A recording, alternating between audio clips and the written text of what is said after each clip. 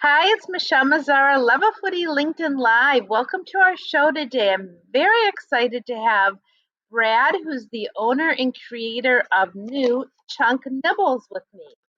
So, Brad, welcome to our show. Thanks for having me. I'm excited. You were generous enough to send me samples, and I have to tell you, I've been eating these for the last week. Um, so tell us a little bit. I want to hear all about it. I have a little bit of information because the back of your bag does tell us a little bit about your story. But for all of our listeners and viewers, tell us about Chunk Nibbles. When did you start it? How did you have this idea? Yeah, absolutely. So Chunk Nibbles is a third generation family recipe. It was originally created by my grandma. So our original flavor, which is our flagship flavor, I had grown up eating. It was always made around Christmas time. I would take it to teachers as holiday gifts. The recipe was passed down to my mom. So she would make 300 cookie tins of the stuff, and we would take, Wow. or my dad would take it to all of his customers in the auto industry, and it was always so well received. And so back in 2018, I decided that I was going to quit my corporate insurance job, pulled all the money from my 401k, moved back to Michigan, sold my car, bought a Ford Transit van, and jumped in head first. Wow. Now, this is the original. I'm going to hold it up to my camera, everybody. It's really good.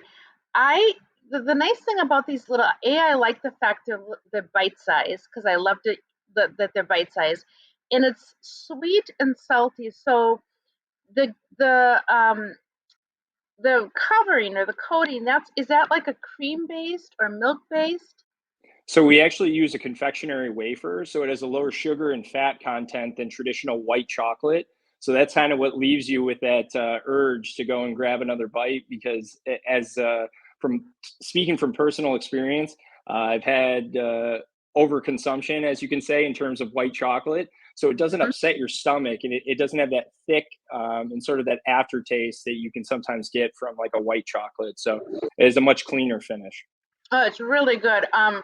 So your grandma, she is called Cuddy. Is that what Yep. you used to call her? Yep. And she's your dad's or your mom's mom? My mom's mom. So that's my mom that's on the bag with her, Marion. Oh, I thought maybe that was your wife.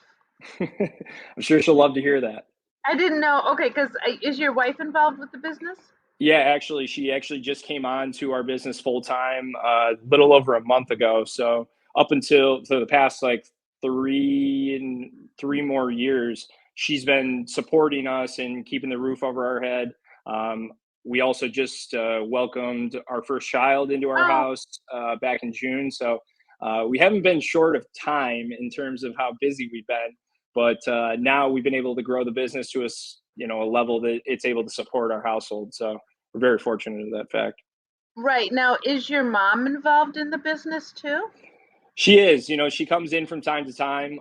My mom basically was my, right hand person helping me produce and package product for so many years. And eventually, when we started growing and scaling our production, um, she wanted to take a little bit of steps back with our both her parents are aging, and she wanted to be able to spend more time with them. And unfortunately we did lose my grandma at the end of 2020, right after Christmas. So I think that was a big thing where she wanted to spend more time with her father. And it's funny Sure. because he still comes in from time to time and helps pack bags, and loves what we're doing and is so proud. So we take a lot of pride in what we're doing here, especially with it being my grandma's recipe. Absolutely. So your grandma Cuddy got to see the success. She got to see her original recipe become a national or a brand that's in stores. And that was really one of the most special things about it, is that the grocery stores that she'd be shopping at for years, she would be going down an aisle and see her product on the shelf. I think it definitely is a special thing for me. And I think that she was very excited. And they come from a different generation. So when I Right. before I moved back, I told her, I was like, do I have your permission, your blessing to sort of produce this recipe and get this out here? And she's like, oh no, why would you do that? You have a great job, like just keep doing what you're doing. And I was like, no, no, no, I think something to this. And so, she did call me crazy, but she gave me her blessing. And so here we are 4 years later. I understand that. 7.5 years, and every day is a challenge. Every day is, it's not a given that every day is a new day, right?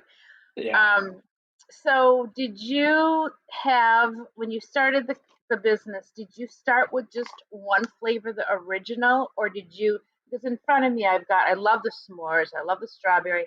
I haven't tried the peppermint, which I'm assuming is for Christmas time. Yep. That's our fourth quarter run. Yeah, it's gonna be great. Did you just start with the original flavor to begin with? Yeah, so we started with our original flavor in two separate sizes. Opened up, 70 something doors in the fourth quarter of 2018. And I had all these grocery store managers saying to me, okay, like, what else you got? And I'm like, well, Oh, that's it. That was it. I mean, she only made one. And they're like, yeah, you have to make some. Like, so, like, let us know what you have. So that was a little bit of the fun part, playing around with different ingredients and trying to figure out what additional flavors we can add to our lineup. But still staying true to what the product was. right. So that was sort of like this like balancing act where we can take this out, put this in, but still stay around the framework of what chunk nibbles are. So that was like the biggest thing.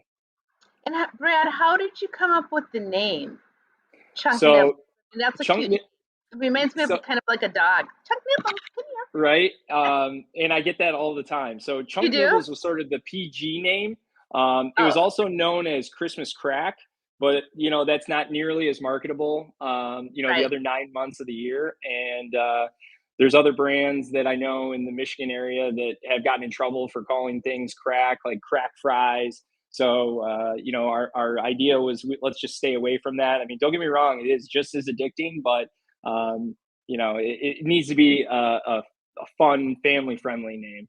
Right. So did you come up with the name, or did your grandma, or did you all sit around like this family table and throw out names? And how did you come up with Chunk Yeah, Nibbles?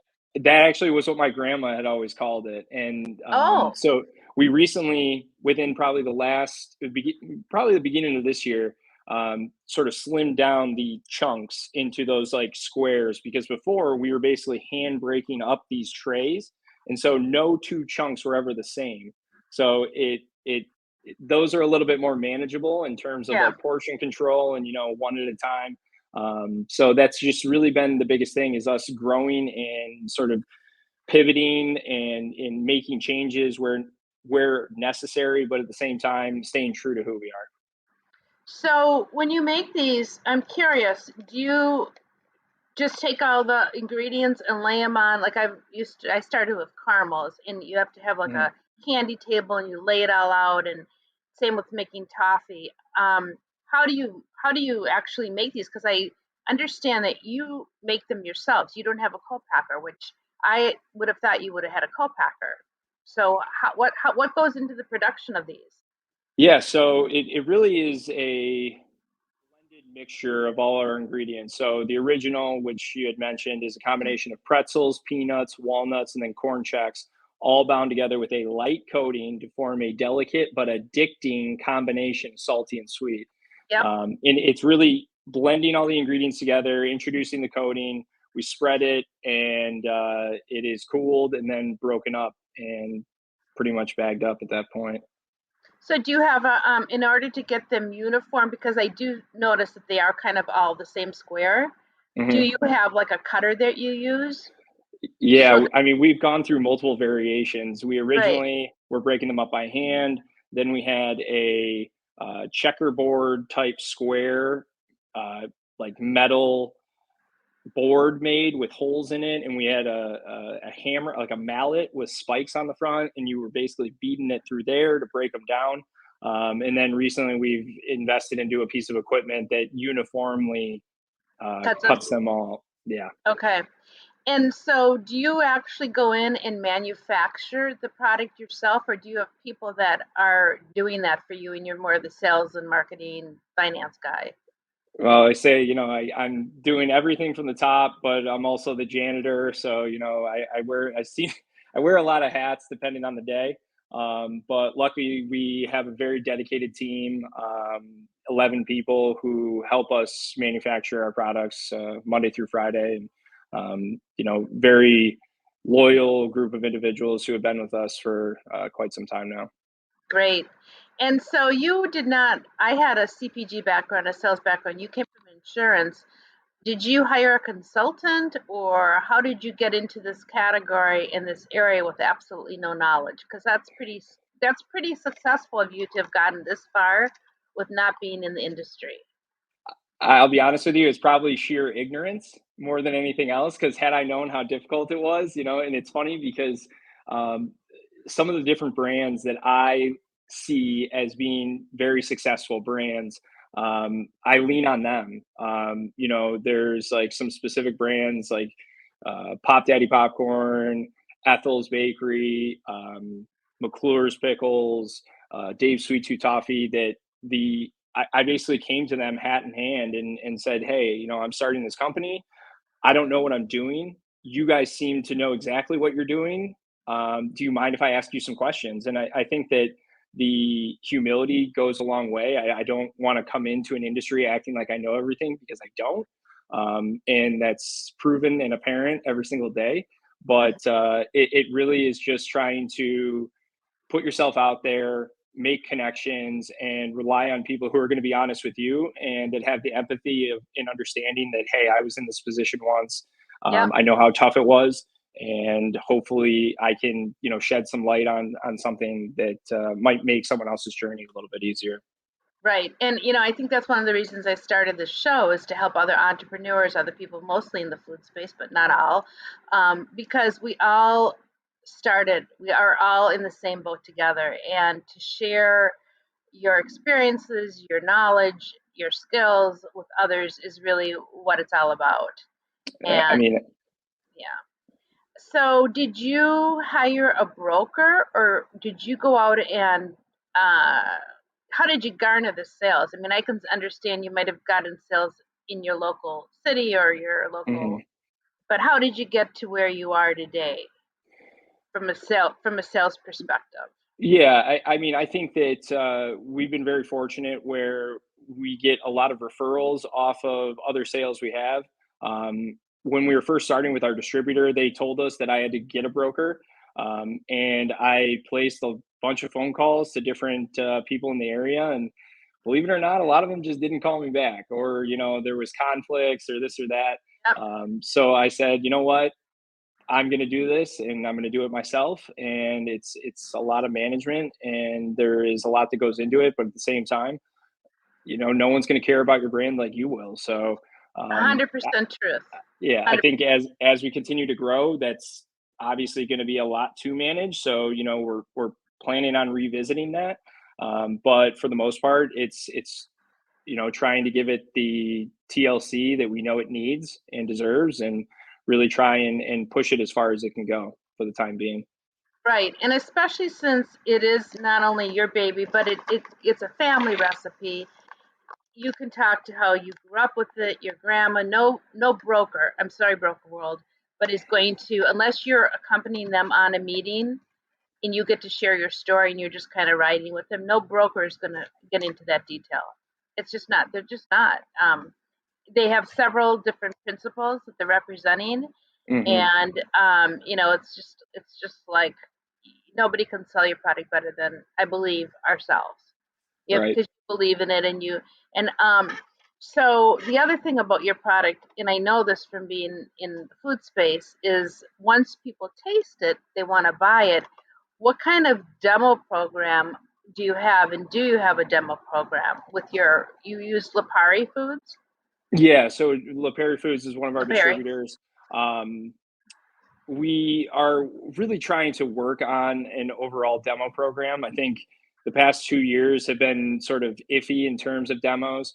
But like really that's right, how our right, brand got started was, right. farmers markets, like being able to tell the story. And what I realized very quickly, which someone else had said to me, and it solidified it, but people go to the farmers market to spend money and talk to people. People go to the grocery store to save money and they don't really want to talk to people. So it was a big transition from going from people walking up and being like, oh my gosh, what is this? Tell me all about it. Oh my God, that's great. Da, da, da. To then, being at a grocery store doing the demo, and I'll be in front of the milk cooler, and, someone will walk up and see me standing there and be like, oh, well, I can't get milk today because I don't want to engage in conversation. So it's really funny, probably the psychology behind, somewhat of how the human brain works. Yep. But at the same time, we're getting back into demos, and really it's trying to find the help, but also the different people that can assist us, because with our brand sort of outgrowing the confines of the state of Michigan, it is getting harder and harder to support that. So it's something Right. we're really trying to work into. But if there's stores that are willing to partner with us on it and put out some passive samples and stuff like that, that's something we're always willing to participate in, to that partnership of we're willing to support you if you're willing to support us type model. Right. And when did you come? I saw on your Facebook page these for Easter basket ideas, and that's a great, great little Easter basket filler. When did you come out with the snack size or the? Yeah, I love this because this is like if I had kids and I could put this in their lunchbox. It's a great. It's a Halloween treat. Mm-hmm. Camp if your kids are going to camp, send it in their camp backpack. When did you come up with the smaller size?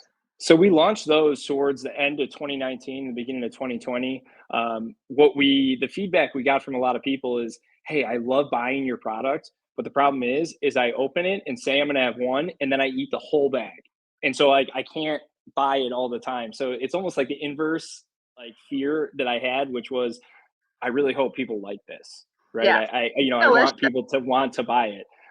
But it was almost like, okay, it's so good, everyone's eating it, and then sort of mentally feeling guilty for smashing an entire bag.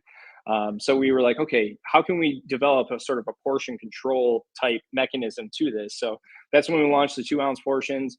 We say they're like a single serving. Technically, there's 2 Mhm. servings in there based on the nutritional facts, but it's just a 2-ounce bag, and there's about 7 to 8 chunks in each bag, and it's just enough to leave you wanting more. That's the joke that we kind of say, but like you said, I think we've opened some different channels with them in terms of like micro markets, grab and goes. Right. So we're really excited about what the future holds with those 2-ounce portions. These would be great at airports. I mean, Yep, right? Getting on a plane and you need, I mean, I'm always looking for a little snack to bring on the plane. These would be awesome. from your mouth to God's ears. I know it's hard to break into that category or that, but these would be a great. They also, I probably could be in a vending machine.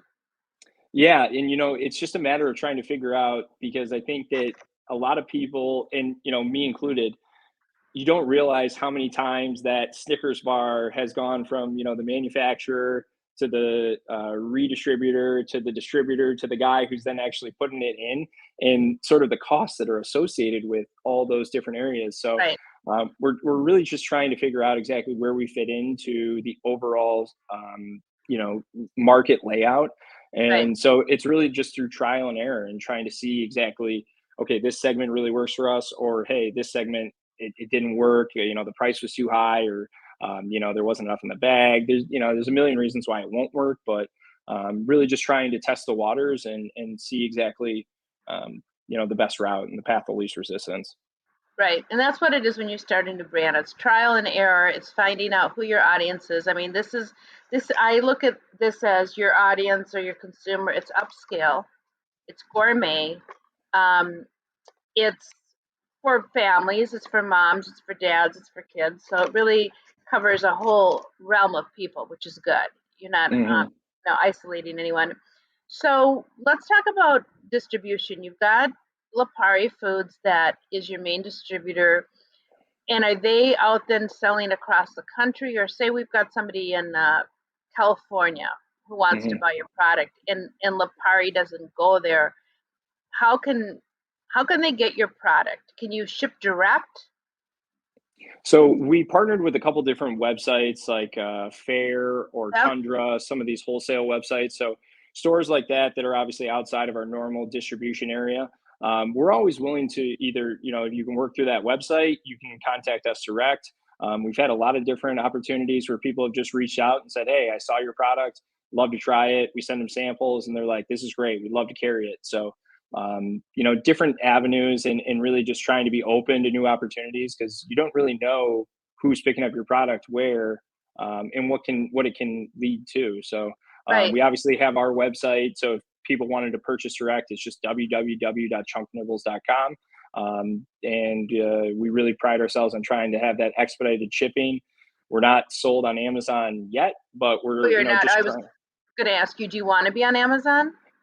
I think that from everything that's going on in the snack industry, and people that are ordering from home, and they're looking for a quick answer and delivery and everything else, what you're seeing is that you can go to websites and buy products, and yes, you're going to pay for the shipping, but you're going to get the product cheaper. So if you're on Amazon, you're basically paying more for the product, but your shipping is going to be subsidized through your Prime membership or something else. So it's really just trying to follow what the market is doing. So it is something that we're exploring, and we're looking to hopefully be on there soon. And so it's just a matter of getting all the ducks in a row, because that's another large paperwork and Yeah. interesting channel, and we want to make sure that we don't lose our shirt in the process. So here's a question for you. Are you familiar with Range Me? Yes, Are you on Range Me? yes, I am. Good. Because are you paying for the premium? Yeah, we did apply for the premium, and there's been a couple things that have definitely came out of it. We've had some different conversations with some bigger buyers, and at least then we can submit to Yes. the Yes. different marketing opportunities and stuff like that. So, Right. um, Yeah. Good. Because I always tell people, that's the first year I didn't pay for it, and I was like, well, there was really no point because you can't yeah, communicate with anyone and you can't submit. So it is worth the money. I think you find out about when the submissions are, and it's really I think an avenue for the buyers to view your product and your specs and your costs, ingredients, everything without. And if they're interested, they'll ask you for samples, or you'll have a meeting. So I'm glad you're on that. yeah. Thank you. Yes. Well, I think it's a great product. I love it. I don't consume a lot of treats myself, but when I do, I make sure that they're high quality. And I love the s'mores. I absolutely love Thank this. you. I love Thank all of you. them, though. So I think you've got a good product. I think you just need to continue to stay focused, and there's good days and bad days, and it's all about word of mouth, like you said. One thing I really liked about when I received your product, this extra little touch. This is a little card that I got, and it says thanks a chunk. Isn't that cute? Yep. Yeah, we actually put that handwritten note in every order that goes out. It's hard to, at this day and age, humanize a brand. So we wanted to Absolutely. have a nice little extra touch that shows you, hey, we appreciate you spending your hard-earned money with us, and this is just a small way of us saying, hey, thanks. And you know what? And I noticed it right away. I thought, geez, I when people order from me online, I do have a thank you, like little Luvafoodie thing, and a card and a description of the spices. But and I enclose it in all my orders too. But I don't write anything on the back. So that this gave me an idea. Maybe I need to do this. Write a little note, because you're right. Today, with the economy and what gas prices, this is a specialty item. This is a choice that mom or a person's going to say, I want this. It's to put it in a cart. And so you need to do a little, I think, as being in the same space, something extra that they remember. Like one of the things I do, Brad, and I don't know if you'd be able to do this, is when somebody orders, say, a spice flavor, I have these little sample packets. So, say somebody orders garlic lovers, I may Hmm. throw in the seafood lovers. Now, these are too expensive for you to throw in a whole bag if somebody orders the large size. But what if you came out with a couple pieces in like a small Yeah, bag, or even like I don't know if I have them here. This is really small, but something like this yeah, probably, but something, because honestly, that's the way, as we know, with any brand, is getting people to try it. So, like if somebody orders a salt-free spice, I throw in a salt-free spice sample because I'm thinking, oh, they're probably curious to try it.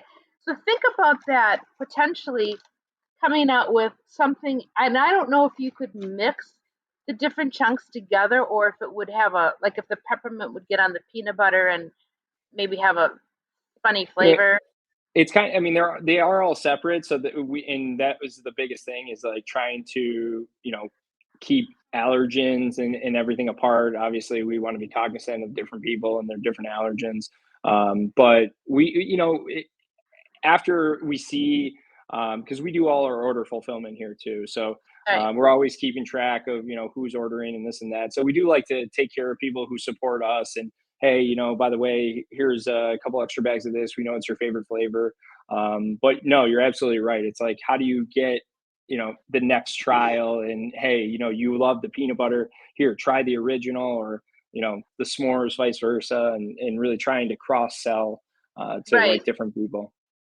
Yeah, if you could figure out a small sample packet that had even maybe two chunks in it, like and like say for example at Christmas time with this Mhm. holiday minty one, if you started sending the mint one out like say in October, September, October to all your customers that had ordered just a sample packet, that this is available to ship from whenever your window is, I bet you'd get a lot of orders because Yeah, this, no, 100%. got to make a great stocking stuffer, great gift for somebody who. I mean, that's the thing about food is this kind of a gourmet spice or gourmet snacking line. It's for somebody who has everything also, and you're trying to find that gift for somebody, mom, dad, Christmas, Hanukkah, whatever, who has everything. Everybody loves to get food, especially something Mhm. gourmet, and it's something that they've never heard of. So it's just an idea.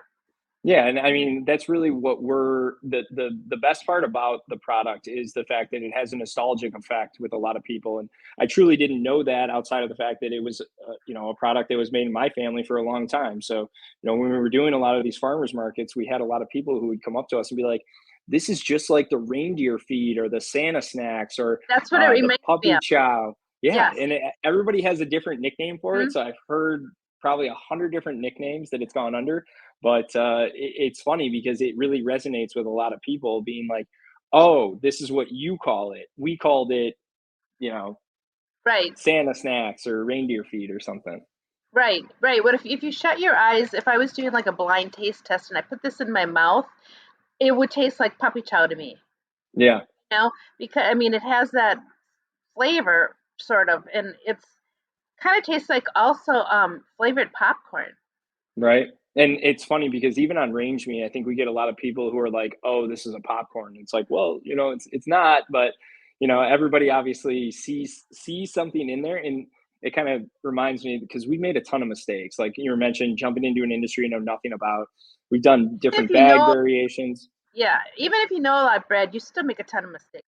So it's just Yeah. normal. But yeah, It, so that was the thing is we used to have a tagline underneath that sweet and salty at the top that said candy coated bliss. So then everybody that saw it was like looking at it and was like, oh, okay, what is that? Oh, it's candy. Oh, it's a candy. Put it like. And so we really alienated a lot of our customer base by being like saying candy on there because that's what people connected with immediately. And we were like, no, no, no, we're just like a snack. And people were like, no, it says candy. And so right. it's like, okay, so okay, scratch that. We got to get that off of there because that's not who we are. That's not what we're selling. Granted, there is sugar in there, but we just don't associate ourselves as being a candy per se. No, I think of it. I think of it like a snack mix, but with Hmm. sugar, salty sweet. Yeah, of You course. know, so, and the other thing that you do that really nice is you call out the flavor really nice with the colored header. You did whoever designed your packaging, whether it was you or you hired a marketing or you was it you? No, no, it absolutely was not. You did a good job. Whoever did it. He did do a great job. I've worked with a couple different people who have been super talented and have been able to sort of give our brand the framework in order for us to continue to take it to the next level. So I feel very fortunate. I am definitely not that artistically inclined. So I feel very fortunate that I've been able to find the right people to work with to help design our brand and really create the framework of it. Yeah, they did a great job because it really will pop on a shelf, and it's easy to delineate which flavor is what, not by the color band and by the color. lettering too is very easy. Well, Brad, I wish you nothing but the best. I hope to see you national someday or soon. I hope to see you in Minnesota. I don't know what stores you're in Minneapolis. Do you have distribution in? So you can find us at all local Menards. That's probably one of our Oh, biggest chain that we're in right now. But yeah, you can find us locally there. well, I'm going to give you a plug. Why don't you reach out to Kowalski's? Have you ever heard of them? It's funny you say that. Yes, I have. So that's definitely something I'll be putting on the list. Yeah, after if you want the contact information, I can give it to you. They were That'd my be first great. customer ever to Isn't bring that in. great? Yeah, it is great. And I actually just met with the buyer a week ago, and he's like, "You've been at it a long time." I'm like, "Uh huh." I started with caramels, so that was Kowalski's was the very first customer to bring in my homemade caramels, and you never forget. I mean, I'm No. sure you know who your first customer was, and the nice thing about it is, maybe you do, maybe you don't. You might have other ideas to extend this. Like, what about if you took it and made it into like a popcorn ball? Like, you took the Chunk Yeah. Nugget, made it into like a bigger, like hmm something like in an ornament size for like Christmas time. I don't know. We got a You couple of things we're playing around with, are you? from, bar size to, potentially doing, we work with another company that puts us into their cookies. So, the possibilities the gears are always turning, in terms of the Absolutely. possibilities. So, Yes, and also gift baskets. If you get with a oh good yeah. gourmet company, I'm trying to get into the gift basket industry too. There's so many, like you said, food service, kids. I mean, there's just you can just keep your mind can keep rolling and rolling and rolling. But it was my pleasure to have you on, and Yeah. I love Thank the you. product. I will do everything I can to help you, and I will give you the Kowalski information because they're always looking for unique things, and I think the buyers would like them. Awesome. I really appreciate that, Michelle. Thanks again for having me on. Absolutely. Thank you. Thank you, everybody, for watching Luvafoodie LinkedIn Live. I'm your host, Michelle Mazzara. Join us next week at Monday at 4 o'clock Central Time. We'll have another special guest. Thank you, everybody. Have a great week. And happy Easter and happy Passover. Thank you.